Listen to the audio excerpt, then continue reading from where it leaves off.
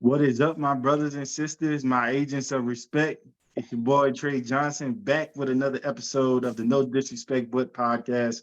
And I've brought two familiar faces back to the show with some fresh new titles. We'll start with Coach Marlon Wilkins, Coach Marlowe, currently coaching DB, specifically cornerbacks at Mississippi Valley State University. And we got Coach Don Kelly, newly appointed defensive coordinator at Independence High School in Louisiana. So That's y'all what we already know I talking told about. y'all last time these guys are on, Appreciate you're it. gonna see them. They're coming for this coaching game. And so in that little bit of time since their last appearance, you've seen some of that growth already. So I just want to say from the show and just from you personally, proud of you guys, man. Appreciate You it. know we appreciate that, my brother. Right.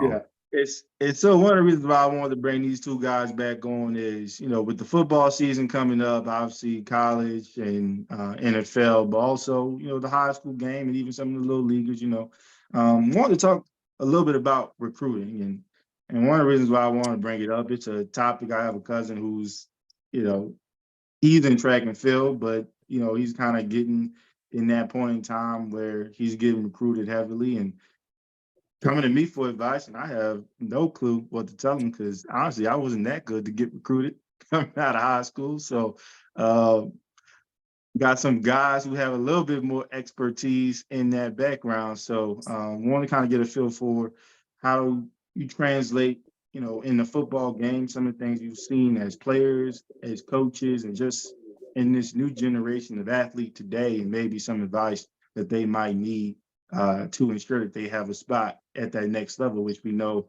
not a small percentage of high school athletes go on to play in college, and even smaller percentage go on to play professionally. So knowing what you got to do to and what it takes from beginning to end, what that process looks like, wanted to kind of run that by y'all. So that sound good to you?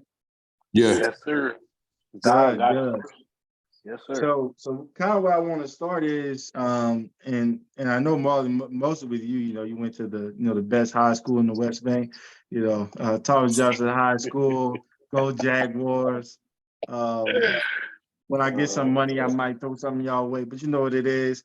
Just Yeah. as a player, just interested in what that recruitment looked like at that time, and you don't have to tell me about the how much money Mississippi State paid you or whatever to try to go there. But we ain't gotta talk about that. But All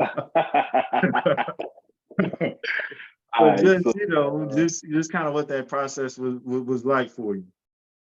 all right, so as you know, bro, real small school. I think when I first started playing, we were independent my freshman year. Then we moved up to 2A, and by the time I was a senior, we were 3A. So you playing that level of football down here, you really got to be some type of good. It's Right. already hard coming from an advanced study school because you're looked at as a nerd anyway. Which I know I wasn't one of the smartest people at TJ. I was smart, but I wasn't that smart. So I would honestly say, Kelly had me playing everywhere, bro. I played linebacker. My freshman year, I had my hand in the dirt coming off the edge. So after my sophomore year, he was like, man, I think you're a safety. And my junior year, first game junior year, he moved me back there. He was like, yeah, you're going to be a safety. Then I caught a pick that game. He was like, yep, it's all good. So my junior year, I think I had seven interceptions, 6 or 7, something like that. And we went to the playoffs. That was like our first time hosting a home playoff game. I ended up playing against a kid that didn't end up playing in college for whatever reason. His name is Keenan Francois, but he had like UL, LA Tech, or whatever.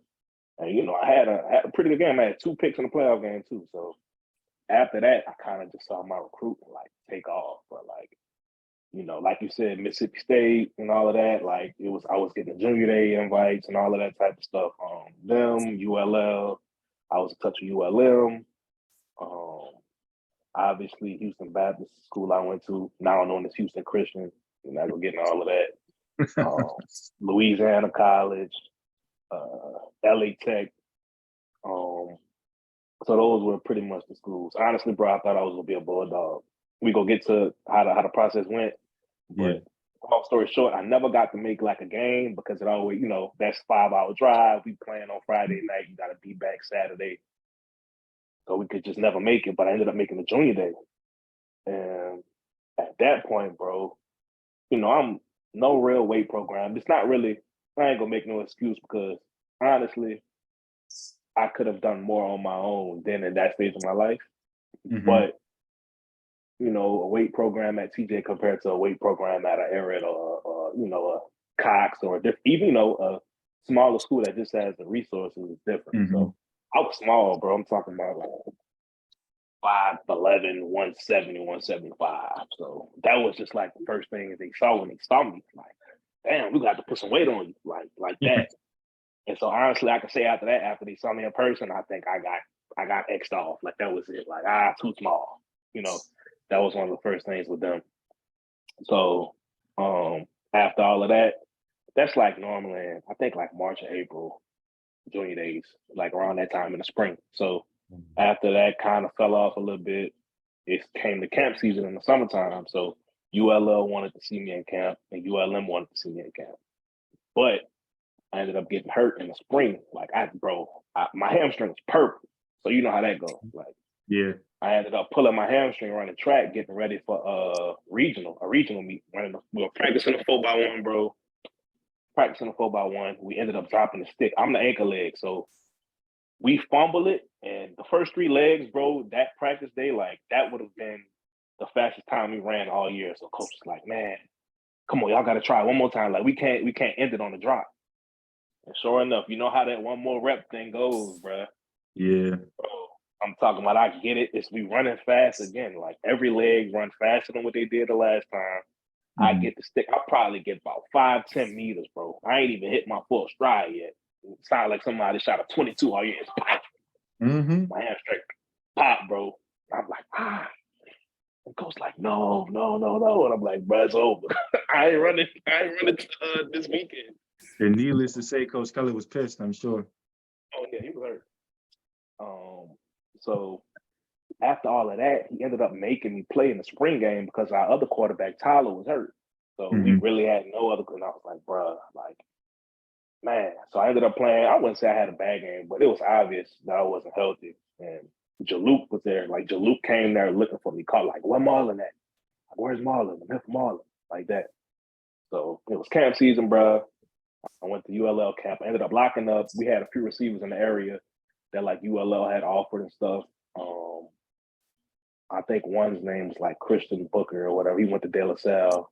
I ended up doing some one-on-ones against him at the camp or whatever. And so they ended up inviting me to the next session, like the elite session or whatever.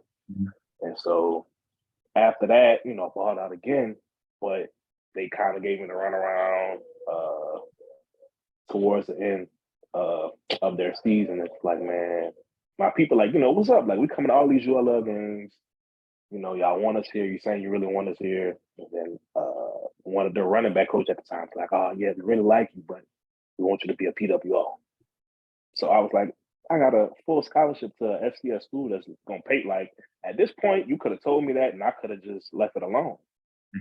Because that just doesn't that just wasn't smart. You know what I'm saying? Right. My people can pay for it or whatever, but that's just being dumb. And honestly, I didn't even know, like, the Southland was really, like, that's one of the top FCS conferences. So I'm playing against good players week in and week out.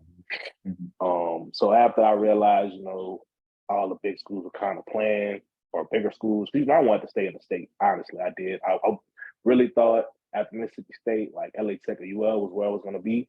But kind of with LA Tech, it was the same thing. Blake Baker was a DC at the time. Jaluk loved me. Corner coach loved me. He was like, man, he just wants a safety that's 6 foot plus. Like, and sure enough, they ended up getting a safety from Shaw named Cedric Cooper. And, he ended up being a really good player for him. Or whatever. DCs, they have that body type or whatever. And just gotta let it go. So ended up going to my school, bro. And honestly, I could probably say that was the best thing for me in the end. I got to really develop there. I played early, but the switch to what you see now in recruitment, I feel like even when I was coming up, that was about what, 7th? Damn, that was almost 10 years ago, bro. Golly. Jeez, I'm getting old, bro. That's crazy. It was more of a clout thing. It's more of a clout thing now. Like, I'm blessed to receive offer number 40. Like, so now it just looks like you're counting off. You know what I'm saying? When really, bro, half of the time, these college coaches, you getting an offer, unless you're just a guy, you don't even really have a committable offer. Like, they want to see you in camp, like you have a camp offer. So, you know, it's a game. Like, it's a game on both sides. You know, a player will keep a school hostage thinking they have a chance when all in reality, you know, you just a hat on the table on signing day. So I feel like the recruiting game, it can be kind of sticky both ways, you know, because you got, like you said, the Mississippi State comment, you know, there's a whole lot of that going on at the biggest schools. We all know we're not dumb, you know, but, you know, it can get real sticky. But I feel like these kids, they're at an advantage, you know, especially with social media and stuff being so popular.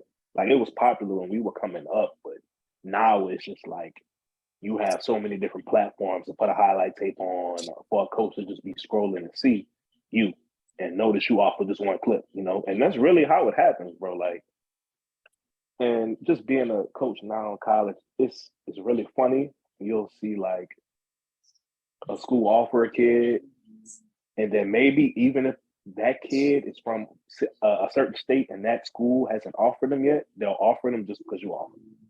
You know, like it's a game, bro. It's a game. Like, and sometimes a school will just take a kid just so you won't have them, and they really don't even have a plan.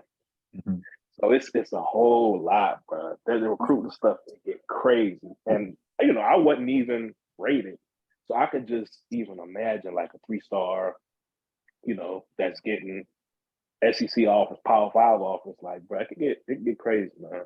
But all around recruiting, man, just advice. I'm gonna give them young boys some advice, especially little cuz. Just, you can't shake feelings, bro. You can't force feelings. You can't fake feelings. So you have to ask hard questions. Where do you see me in your system? Whether I'm playing football, basketball, what position you see me playing, like, what is your plan for me? Because at the end of the day, if our vision for you or me doesn't match up, then we can't fit. That's just gonna be, you know, you bump heads. And you know, at any level, really, you have a coach. It's just really what the coach says goes. You can't really, you know, you can't really, unless you just a 5-star. But even then, sometimes, you know, 5 stars at Bama and Georgia ain't just doing what they want to do. You know, so you got to ask the hard questions, try to build relationships, ask the players, you know, of the school that's recruiting you, ask them how they feel about the coaches and things like that, how they treat players. Because honestly, I was one of those players. I didn't lie about anything. When I hosted a kid, I didn't lie about nothing. Right. I was straight up like, hey, we have this, we don't have that. Yeah. That's how I feel about coach, and all of that. So it's things you need to ask before you just jump on a school, even though your school. You just got to do research, man. And I feel like in the end, you know, that's a family decision, because if you're playing, but your whole family can benefit or, you know, be on the short end of the stick because of the decision you made out of emotion. So, I done talked your head off. I'm gonna let Don get. I appreciate that. I appreciate that. And Don, I want to segue to you. Marlon kind of was talking about some of the things that he would tell some of the younger players, and I know those are the players that you have to work with day in and day out. And just from your perspective and kind of seeing some guys that you know might be playing at the next level, what are some of the things that you try to coach them up on to make sure that they are kind of preparing themselves to play at that next level? Well, before I even get into that part, you know, just some of the stuff that Marlon was talking about.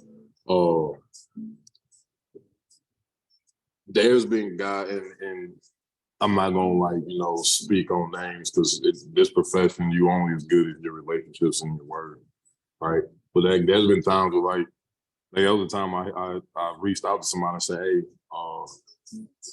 this guy not in my room, but stock is about to blow up real crazy. You might want to holler at me about it. Kid got hot, 2 P5 offers later. Like maybe you should have got, you know what I'm saying? So like then you see the social media interaction. Cause like if upper echelon tech offers a kid, like Marlon was saying, you'll literally see multiple offers within the same conference, or not even in the same conference. It's like, wait, hold up, okay, so we can take this guy. And you do see the body type thing a lot. Like if Marlon would have been half an inch taller, he's P5 and he's not a PWO, right? So like that's a lot of things that, and regardless of, especially basketball and football, and I'm not a basketball guy, but one school I coached at, I was told a story that one P5 school sent a coach to the office to take a picture standing next to the kid, so they had a reference point as to how tall and long that kid was. Like if you do not fit their body type, they're not gonna want you. The stars don't even matter, right? Mm-hmm. If a particular coach gives a kid an offer or a particular program, that kid now has stars by their name, right?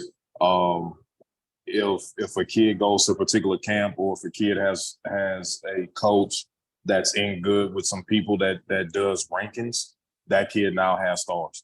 A kid could be a god-awful player, like no feet, stiffer than plywood, you know what I mean? But if they look the part, like if there's an offensive tackle that's 6'7", 300 pounds, he's gonna be 3-4 stars just off the bill. You know what I'm saying? So that's one thing I let kids know. Another thing that I tell them, before you even get to the field part, when you pick in a school, you got to go not only where you want it, but you have to go to a spot to where if you weren't playing ball there, could you see yourself going to that school? Could you see yourself living in that town, right? And another thing that I've been telling guys since I've been in this, don't shun a coach, because a coach that's at a NAIA school today can easily be at a P5 can be coaching professionally like yesterday, because the community is so small, right? So like as a player, I maxed out playing semi-pro ball. As a coach, I've just gotten to my highest position, which is being a DC, right? But I've only coached in the biggest classification in the state like one time, you know what I'm saying? But I'm connected to P5 coaches. I'm connected to ex-NFL guys. I'm by 6 degrees of separation. I'm connected to current all pros, NFL coaches. Like literally, like you do not know who these coaches that are reaching out to you know. So when you say, when these kids are like, oh man, screw that, man. I ain't D3, I'm D1. Okay. When that coach get promoted and they got to bring in their guys, he easily can reach out to you. Like that, and that's what kids got, like, also like, so kids are doing that, like they playing a dangerous game when they egg these schools on. Like if you're not gonna go, just like don't even waste their time. Like if you know in the shadow of a doubt, you know what I'm saying? But do play the game, because that's what these schools are doing, right? Like I grew up with a guy, a particular P5. I was recruiting him and a teammate, and once the teammate signed, they rescinded his scholarship offer.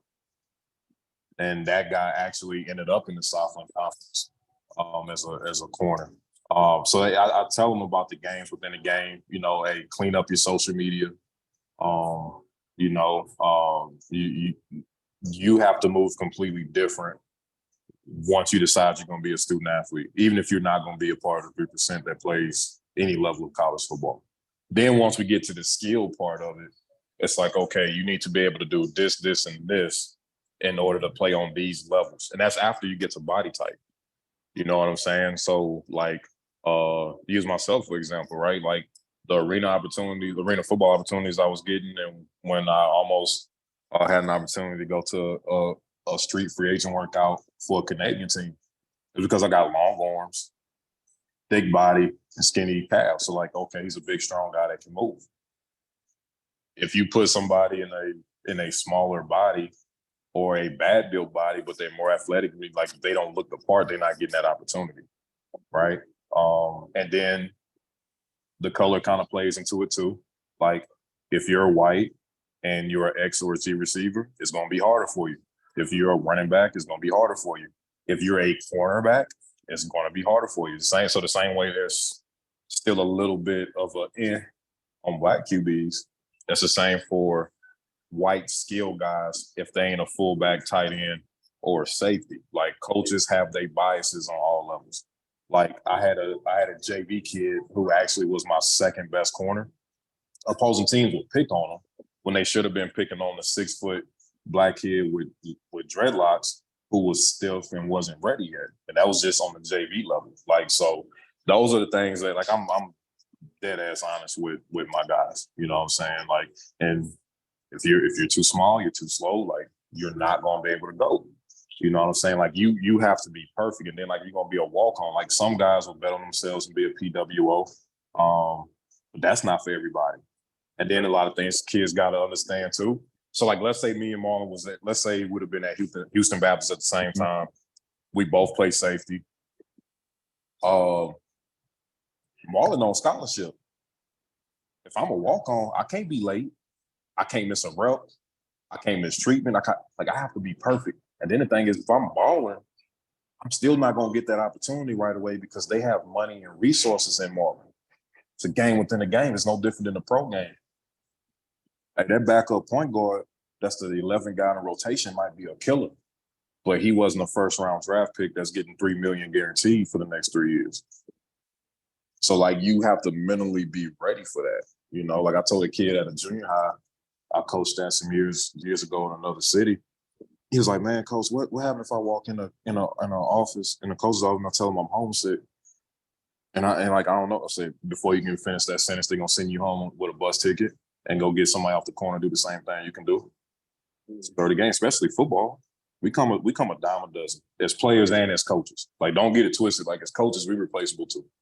If I go out to a bar, get into a dumb fight tonight, it's easy to go get another DC that's charismatic with kids. You know what I'm saying? So that's what I let the kids know. Like, play the game within the game. Be the best you can be. The athletic feats and opportunities gonna come later.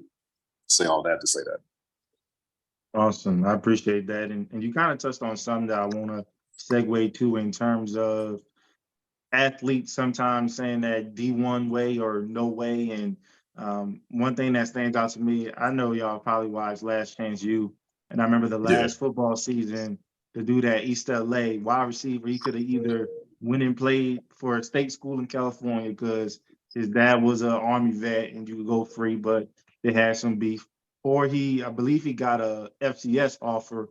And I want to say through some research, it ended up being Weber State is who was the FCS program that offered him. So it's funny because every time I see Rashid Shaheed now, I think, man, that could have been you if you would have took that opportunity.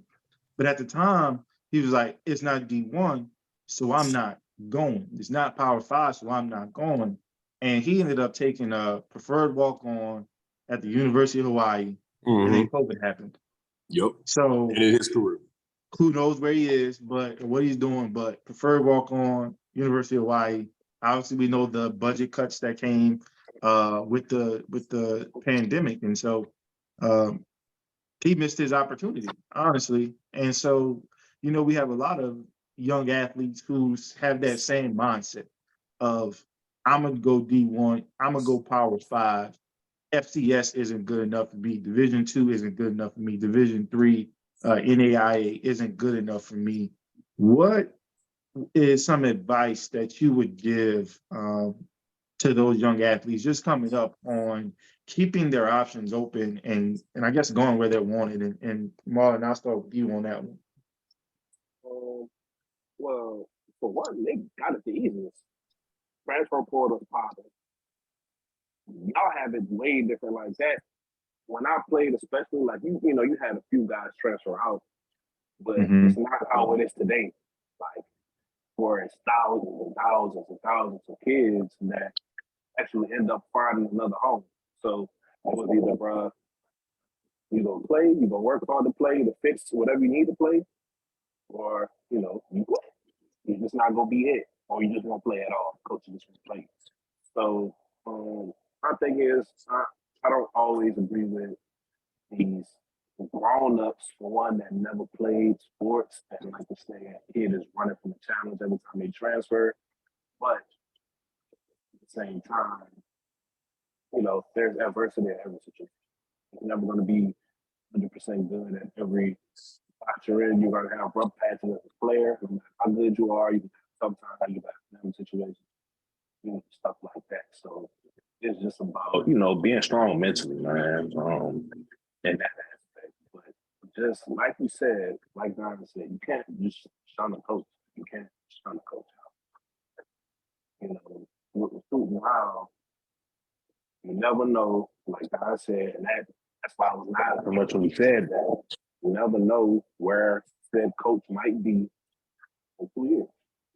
Mm. Some of these kids in the portal, they might get an FCS offer and just blow the school off trying to go, Power 5 or a Group of 5 or whatever, and then try to double back, but then you ain't even want to talk.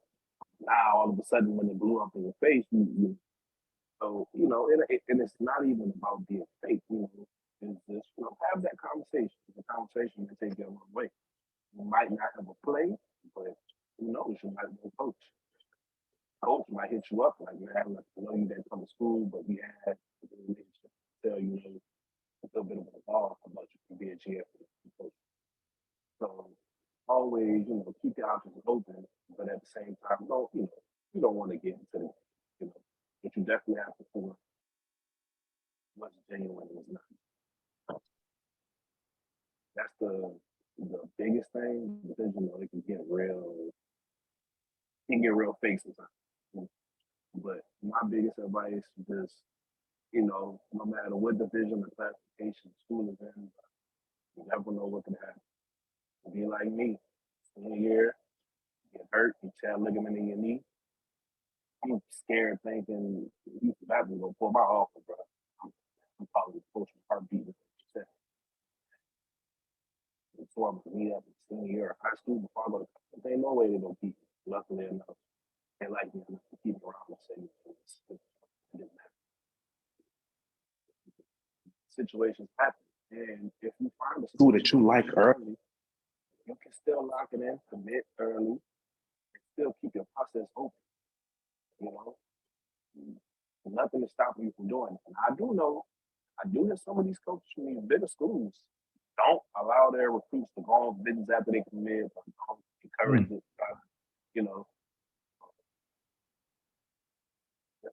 To me, if the school is like that with you, then that isn't the place for you. Because at the end of the day, I might be visiting your school trade. I fall so I commit, right? But I still haven't seen my options, which I think nowadays officials. Do they? Is that the truth, or is it still five official lists? I think it's still 5 official. It's still 5 official. I thought they increased the number. So yeah, man, like you have 4 other chances to go see schools that's on your list, on your top 5 or a top school on your list to really make you think about where you're spending the next 3 to 4 years. In most cases, 4+ years, because most of these kids redshirt. You're gonna redshirt most of the time, unless you're just a guy coming straight out of high school that's ready physically, you're smart enough to play, and you have coach's trust. So you got to be prepared to spend 4 to 5 years of your life at said school. But like I said, the transfer portal got it kind of different for them. They got an upper hand with that. That wasn't even really an option. Like I had a roommate that transferred, but I just can't name 10, 15 kids off our team that just transferred, bro. So nowadays it's just different. And we getting old, but 2016, 2017, 2018, that just wasn't that long ago, bro. Right. How it is now, it's ridiculous. It's like, being a GA, I'm over stuff like that, like looking at the portal, and it's just like, I'm looking at pages and pages and pages of kids with ratings and schools they came from, and all, like it's ridiculous. And it's sad to say that a lot of those kids didn't even find a home Yeah. because you thought you were better than you were, or you didn't commit fast enough. So spots filled up on you. Now you stuck. So yeah, man, like you said, you just got to be diligent about doing your research and building relationships with people. I feel like, at least with me, feelings and relationships, you can feel when something is real. You know what I'm saying? So that was my biggest thing, especially with making a decision. So yeah, man, the recruitment, be serious about it because you can end up messing yourself up in the long run. Right. And I will say, I think the one thing one thing that always gets lost, whether it's the school you're choosing or even transferring, is the academic side of it too. Huh. Sometimes you transfer and those credits don't transfer over, or Yeah. I believe this happened with Coastal Carolina's quarterback when he wanted to transfer to Auburn actually, with Grace McCall. Auburn didn't have his major. So he ended up saying, Mm-hmm. hey guys, what I said a few months ago, forget about Doesn't it, I'm mean coming back. But what if that coach had already gotten rid of his scholarship because you said you believe it? Then what happened? So that's one big thing that gets lost is I guess the academic factor in it all, and how that can affect you graduating and stuff like that. And me and Don didn't cover it, but you're right. That's first and foremost. If you don't have that, you can't play, period. That's where it starts.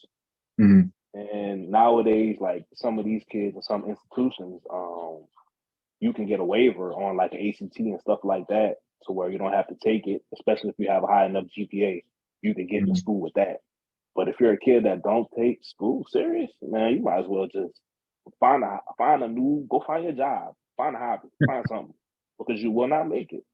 And the ones that go to JUCO, I don't even think they realize how hard that is, because you went from being that guy, but then you're still playing with a bunch of guys on a JUCO team that's trying to make Mhm. it out. That might be hungrier than you, might be putting in way more extra work than you. You got to really be built differently to survive in that type of environment. If you're going Cali JUCO, we watched Last Chance U, and I played with somebody from Cali JUCO. He went to Sac City. So, bro, like that's not the type of life you want to live, man. You get them grades right, and that's one thing I can say. I had great parents, and I went to a good school. I don't care if I brought home a C on the interim. My mama would damn near tell me, "Boy, you're not going to practice tomorrow." Like it was serious like that, you know. So them books, man. The books first thing, man. Before eye test, still, you don't have grades, you can't go anywhere. So absolutely, you're correct, bro. And But Don, that goes, I'll go to you on this one, kind of picking up on like those different levels. And I think sometimes just kind of add to that, it's usually sometimes those students that are waiting late in that junior year and that senior year and still kind of taking their time to make a decision. And we always know that, and Marlon alluded to it, that offer doesn't last forever.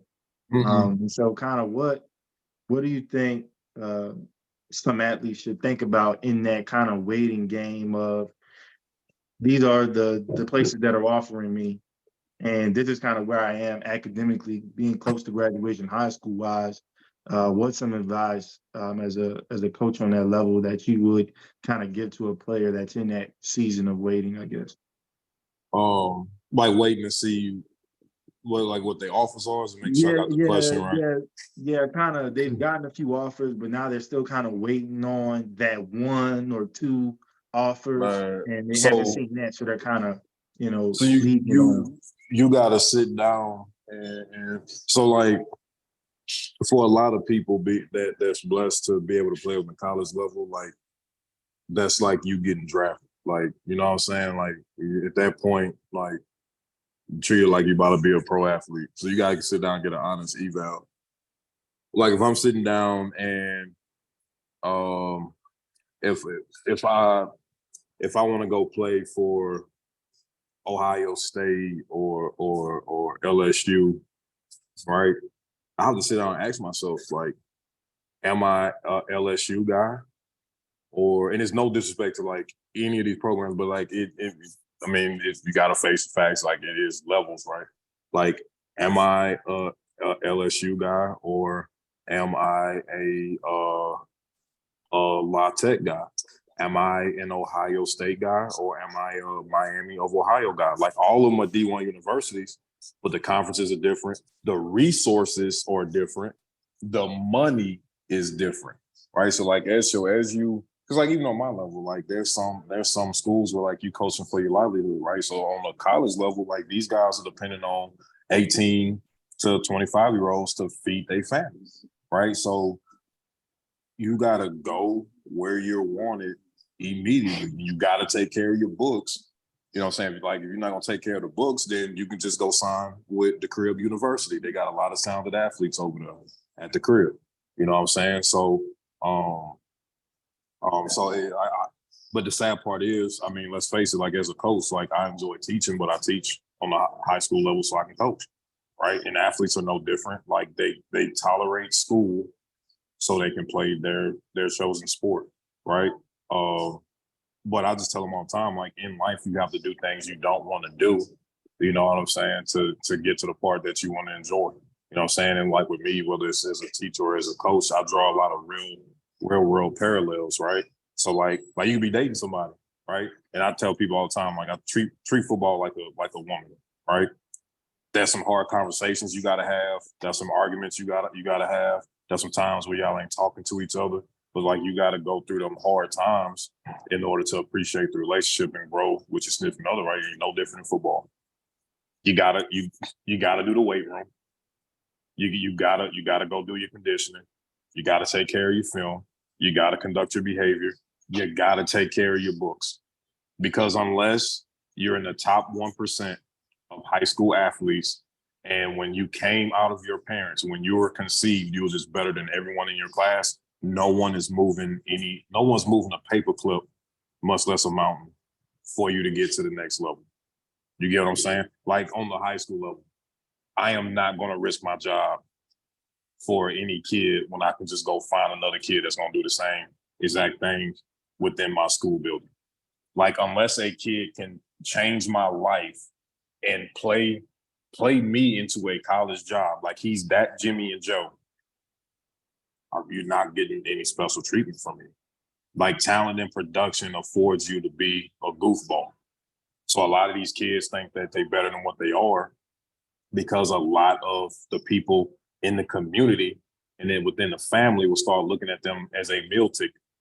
I've seen many kids on my level that get their head screwed up because you got this trainer in their ear, you got that trainer in their ear, you got this guy that do pictures and videos. So like he's trying to pull up all of a sudden because this kid is starting to get hot in the area.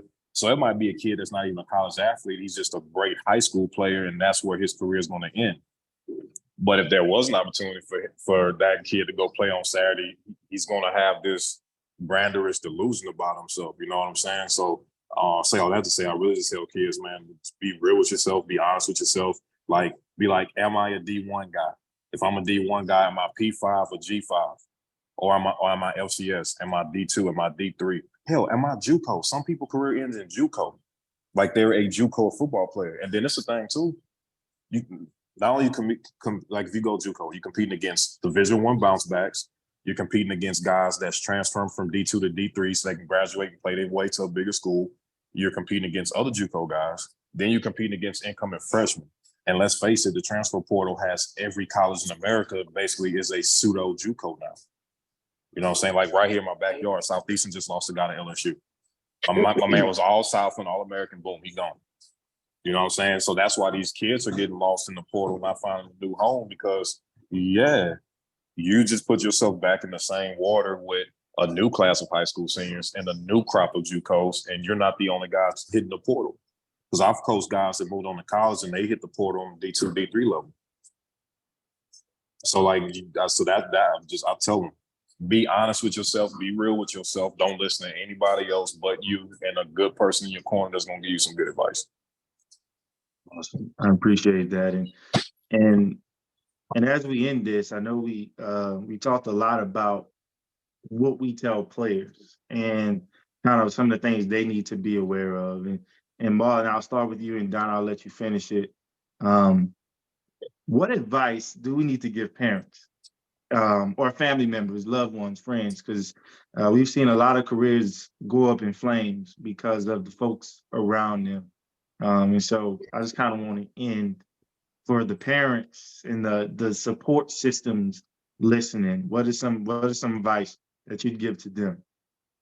For one, I'm gonna say enjoy the recruiting process while your kid, cousin, brother is still a high school athlete, because once they cross them doors to go to that institution, it's over with.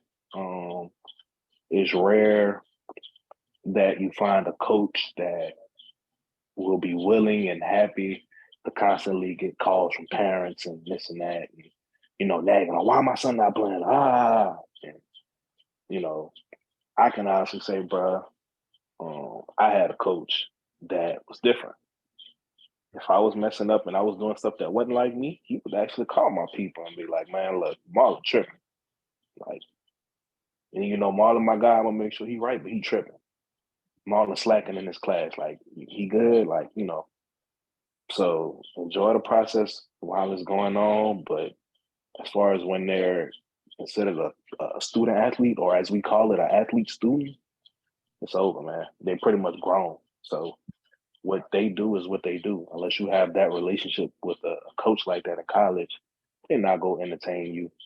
And at the end of the day, that might end up hurting your kid more than anything, because now they can use that as a reason to why you aren't playing, or that may be a reason as to why you aren't playing.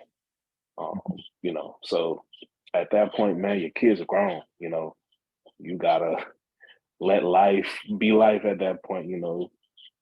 Once you hit 19, 20 anyway, you pretty much making your own decisions, man. Like you got to think for yourself. Your parents not out there on the field with you. They're not in the weight room with you. So you just gotta, I think, instilling good core values and things like that in your kid. That's the only way to go. And even then, sometimes you might be the best parent. Situations just don't always work out. So, one last thing I'm gonna touch on: you need to know your kid. Know your kid. Certain. So we are all our parents, but I know in one situation, a certain situation, all our parents, if we did something and we saying we didn't do it, and somebody else saying we did it, our parents would be like, "Oh yeah, that's my child. My child did that. Mm-hmm. He'll do that." You got to be real with yourself. Every kid isn't perfect, but you just got to know what your child would do and wouldn't do, and that just comes from knowing your child, really. Don't be a damn helicopter parent or whatever it's called, the sports term. I think that's what it's called, helicopter That's what parent, it is. helicopter mom. It doesn't matter. No matter how much you scream at a coach or belittle a coach or berate a coach, your child will not play if they're not good enough. They won't. So that's, and some of these coaches, bro, they waiting on that moment. Waiting on that moment to say, "Oh, so your son telling you he's not playing? Here's the film. I can show you why he's not playing. This is what he's doing at practice." Because 9 times out of 10, the kid isn't showing that parent film, but they don't even know that they have film, at that level. So yeah, man, it's it's funny, but you just gotta know your child and let them grow up. That's what college is all about: growing up. And you're playing a sport, and sports are what they say sports are meant for, to build men. So it's becoming a man and growing up and finding yourself. And like we all touched on, man, it's gonna be rough times, rough patches. So you just gotta let them grow. And then if everything plays out okay, in the end, you might not have an NFL player, but you might have a college graduate, Mm-hmm. a businessman, so it has its benefits. But just play a role, but don't be extra. That's my advice to parents. And once they Play hit the your college role, level, but don't be extra. I like that. you know, you know, yeah, man. Don, I'll let you finish. Well, I'm gonna say something that I be wanting to say, and I kind of used to say it when I was a younger coach. sometimes you just gotta shut the hell up. Like point blank period. So like what they gotta understand is guys that coach on Saturday, they recruit the families too. Right? So like if they see that it could be a great kid, but if the parents are toxic, if the parents are the ones that are like, why my son ain't playing this position, blase, blase, they're not going to take you. Like I can tell stories of guys who ended up D2, D3, and they were supposed to be Pac-12, Big 12, SEC, but the parents called making outlandish demands and they lost scholarship opportunities. I can tell you about people that lost pro opportunities because of bad families. So like you gotta understand, like just shut up.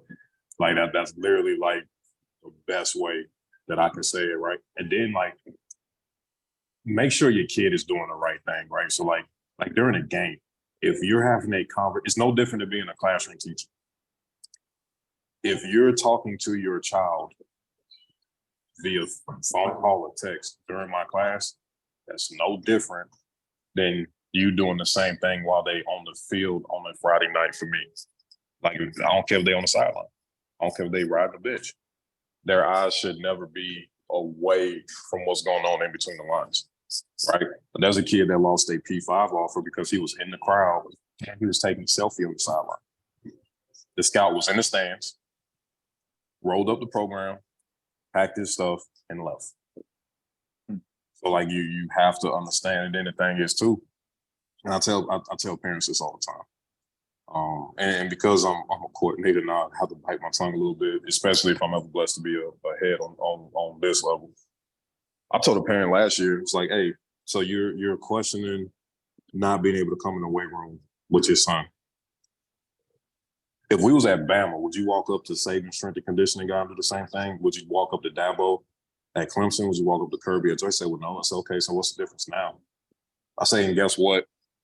Our coaching staff is basically a collegiate coaching staff because we have multiple guys that played and we coached on Saturday, and everybody in the office have sent kids to go play college ball. Like I can personally say that, and it's not any credit due to me, but I can literally say that I've coached college athletes in several different sports. And there's actually a kid that I coached that's playing professional baseball, never coached baseball, right? But through a sport I coached them in, I can say I've coached professional athletes. So the parents have to understand, just fall back.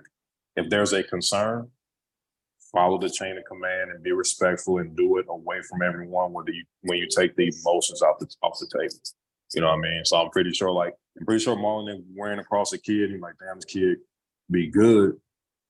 But the parents jacked up. Like there's guys that get drafted for stuff they said and did at 10 years old. You know what I'm saying? And they're 24. It's like that's what the parents gotta understand. Let us develop but guess what? We spend more time with your kids than you do. All right. And school start in a few, like next week. So I'm at the school for 40 hours just as a teacher. And I'm at the school for another 30 hours as a coach. That's Monday through Friday before we even get to the weekend. So your child is away, you're working, and then when y'all in the same house, y'all might eat dinner together for 30 minutes and then y'all going to sleep. So I end up knowing your kid just as well as you do. And I'm gonna end up caring and loving for your kid as much as you do. Sometimes more, because not everybody comes from a good family. You know what I'm saying? So you have to trust us to have their best interests and know what's best for them and the team. Like we're trying to get them ready. We're trying to get that 3% ready for guys like Marlon. And then we're trying to get the other 97% ready for life and be way more successful than we ever can be. Yeah, well, so essentially, to some of y'all parents, man, some of y'all kids not like that. Y'all need to chill, is what I'm hearing, you know. Hey, we didn't say it. We didn't say it. I can coach against it, but I can say it because I can coach nobody's paying me to coach right now. So, man, I can coach against anything but a dinner table, baby. Dinner table conversation. I appreciate y'all coming on. Like I said, I think recruiting is such a big thing in young athletes' lives. I think when you're coming up, you're not always you want to play at certain levels, but you're not always thinking about what it takes to get from point A to point Z and everything in between. And so having some guys that are doing it at a high level to have this conversation and telling these young athletes, men and women, what they need to really be thinking about, and even their families, what they need to be doing and the type of support that they need to be giving to not just prepare their kids to play a sport at the next level, but to be an adult, live life. What happens once they're not in your care anymore? That's what everybody should be preparing for. I hope, and I assume that's what you guys as coaches do, try and develop the young minds of this world to be great in whatever they decide to do, hopefully legal, and benefiting society. So Big just kind of emphasis on appreciate you legal. guys sharing some of that wisdom, and you'll always be a welcome guest here on the No Disrespect But podcast. Yes, sir. We know, we're gonna be back. We'll be back in a few months. all you Or got, maybe even sooner. bro, all you Well, gotta do is call. we'll definitely have to have a certain somebody on after they bust a Uh, certain school's ass on October 21st. I looked at the date. Hey, that's No my birthday, prime, man. So no hopefully they promise y'all indicate. time. No promise y'all time. I'll put it on t-shirt. I'm putting it on t-shirt.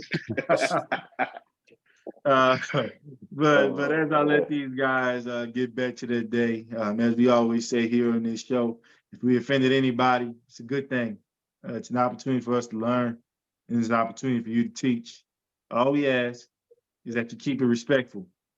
Peace.